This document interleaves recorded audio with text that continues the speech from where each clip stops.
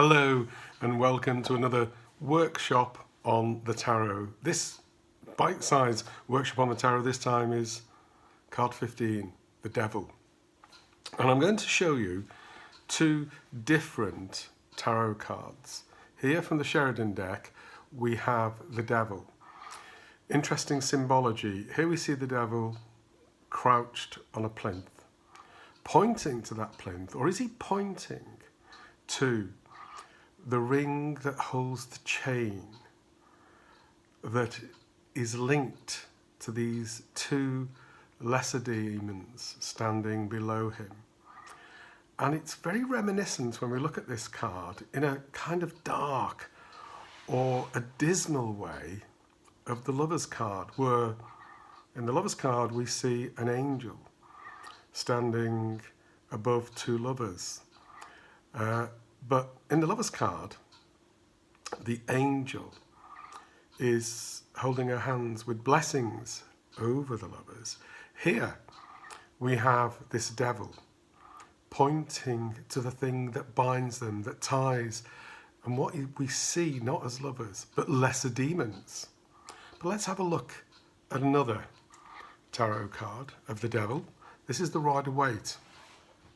Now, very similar Devil. He's crouched on the plinth, and on the plinth there is the block, and the block has the ring that has the chain that links these two lesser demons. And why do we look at them as lesser demons rather than as lovers? One of his hands is raised. Is it a blessing or is it raised in anger? And his other hand has a torch. We'll come to that in a moment. Let's look at the characters here. Well, the Devil, as we see him in this card, is depicted much like the idea, the medieval idea or the ancient world idea, that there is dark and light, there is good and there is evil. So the Devil is the personification of evil, and in this imagery it's controlled because he's naked. He's going against what society normally asks for. And his feet are not ordinary feet, they're cloven hooves. And he has horns, and he has a head that perhaps is reminiscent of some demon. And there are many names given to the Devil: Satan, Beelzebub, and many others. But the lesser demons, they are under his control.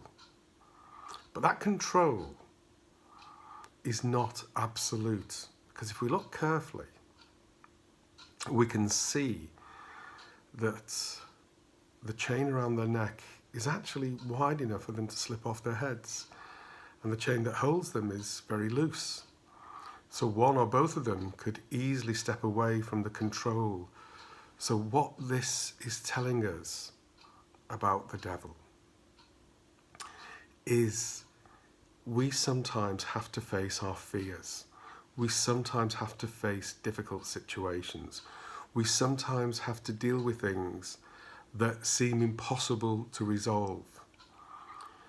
And very often it is said, all you have to do is make your mind up to decide what your future is going to be, how your future is going to be. But we don't do that.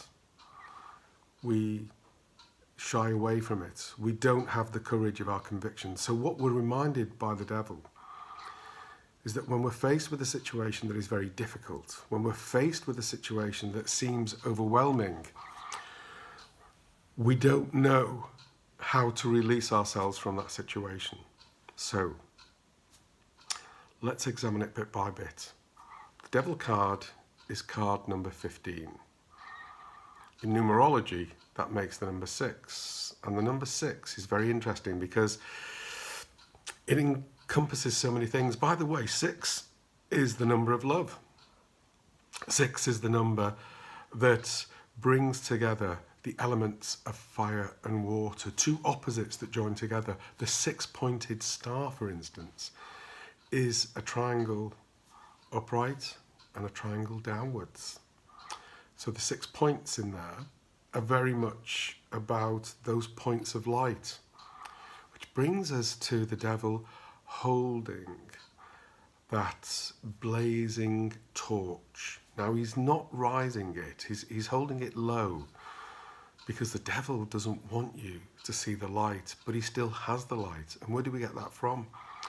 Because some of the names given to the devil, Satan, Beelzebub, Balthazar, also Lucifer, the bringer of light, the angel that was cast out from heaven. So what is it to do with here? Why was this angel cast out? Because of ego. Because of believing in his own importance. And, some would argue that perhaps if you were kept in the shadows and not allowed to shine after being seen as the favourite of God and then not being able to express who you really were, is that a father being kind and keeping the son safe? Or is it a tyrant not allowing the light to flourish? So we think of Lucifer as being cast out. And that brings in many, many other stories as well. The Nephilim, for instance, which is supposed to be people who today walk the earth. They are the descendants of both mankind and demons. But let us not get quite so deep about this. Let us look at what the meaning is. And let's think about fire and water. Let's think about the upright pyramid and the down-pointing pyramid. It is within all of us that challenge of dealing with temptation and overcoming the temptation or not. It is facing something that's really difficult to do and having the courage to see through it, or deciding not to face it. And what is it that is said? All that is needed for evil to succeed is for good people to do nothing. So perhaps the devil is reminding us that we have to be honest and true to ourselves. We have to have the courage of our convictions. What is another title for the devil? Used by the Catholic Church when wanting to canonize and make someone who's blessed a saint. A devil's advocate is sent out to search out, to find anything that perhaps could stop that blessed person becoming a saint, becoming canonized. So here we have something interesting. The church would send out a devil's advocate. So we think of the devil as our own devil's advocate, getting us to face what it is inside us, the darker side of our nature, so that we can overcome that darker side of our nature. And what does this remind us of? The journey that we're going on in the tarot. If we start at the very beginning with the fool, that complete innocence, to the magician acquiring knowledge, and the hermit then spreading that knowledge, the high priestess, the drawing in of that knowledge, the empress and the emperor, all the different personifications that we see within the major arcana of the tarot are really linked in very strongly to everything that's here in the devil.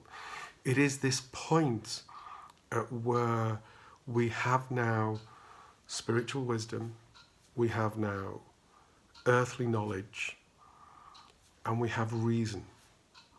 And it doesn't matter how frightening or how scary a situation is.